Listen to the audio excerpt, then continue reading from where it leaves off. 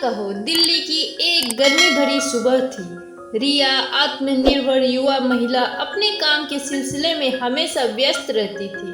उसके पास एक प्रोजेक्ट था जिसे उसे समय पे पूरा करना था।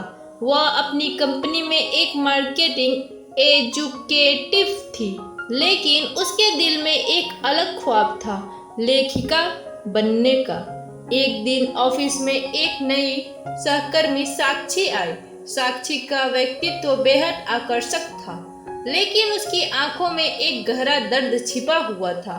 रिया ने उसे महसूस किया कि साक्षी अक्सर अकेली रहती है और किसी से बात करने से कतराती है। एक दिन रिया ने साक्षी को लंच पर बुलाया।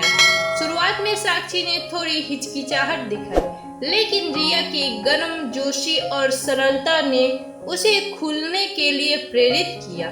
धीरे धीरे साक्षी ने अपनी कहानी साझा की। वह एक छोटे से शहर से आई थी और वहां एक बहुत ही कठिन पारिवारिक पृष्ठभूमि से गुजरी थी। उसके पिता की अचानक मृत्यु ने उसे मानसिक रूप से तोड़ दिया था। रिया ने साक्षी को सांत्वना दिया और कहा, कभी कभी हमें अपने दर्द को साझा करना चाहिए। जैसे जैसे दिन बीतते गए, रिया और साक्षी की दोस्ती गहरी होती गई। रिया ने साक्षी को अपनी लेखन की योजनाओं के बारे में बताया और साक्षी ने उसे अपने जीवन के संघर्षों को शब्दों में लिखने के लिए प्रेरित किया।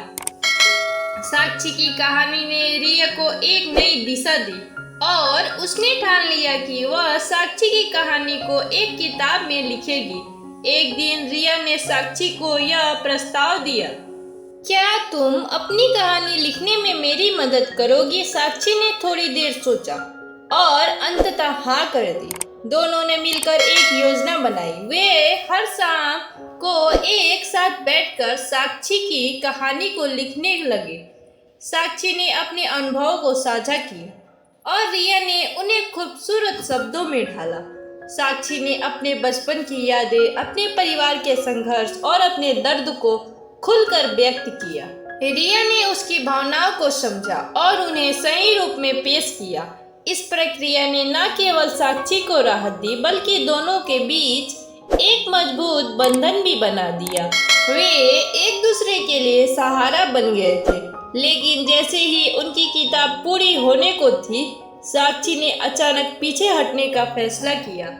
उसने कहा, मैं नहीं चाहती हूँ कि मेरी कहानी किसी को बताई जाए। यह बहुत व्यक्तिगत है।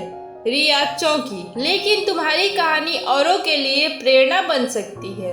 तुम इसे साझा करने से क्यों डरती हो? साक्षी ने आंसू बहाते हुए कहा, मैं नहीं चाहती कि लोग मेरे दर्द को जाने। रिया ने साक्षी को समझाने की कोशिश की कि हर दर्द की एक शक्ति है और वह दूसरों को प्रेरित कर सकती है। लेकिन साक्षी की मानसिक स्थिति को समझते हुए रिया ने उसे समय देने का फैसला किया। कुछ दिनों बाद साक्षी ने अपनी भावनाओं पर गौर किया और रिया से कहा, मुझे लगता है मुझे खुद को स्वीकार करने की जरूरत है। मैं अपनी कहानी को साझा करने के लिए तैयार नहीं थी। रिया ने साक्षी को एक बार फिर से प्रोत्साहित किया, मैं तुम्हारे साथ हूँ और हम इसे एक साथ कर सकते हैं। यह तुम्हारी कहानी है और तुम इसे अपने तरीके से कह सकती हो। एक दिन साक्षी ने एक लेख लिखा जिसमें उसने अपने सभी अनुभवों को साझा किया। उसने खुद को मजबूत महसूस किया और रिया को दिखाया। रिया ने उसे प्रोत्साहित किया और कहा, यह एक शुरुआत है। कुछ महीने बाद उनकी किताब कुछ न कहो प्रकाशित हुई।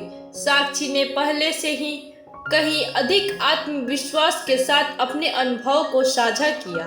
लोगों ने उसकी कहानी को सराहा और उसे समर्थन दिया। रिया ने अपने लेखन कैरियर की शुरुआत की और साक्षी ने एक नई जिंदगी की शुरुआत की। वे दोनों अपने अपने रास्ते पर चल पड़े, लेकिन एक दूसरे की मित्रता ने उन्हें हमेशा के लिए जोड़े रखा।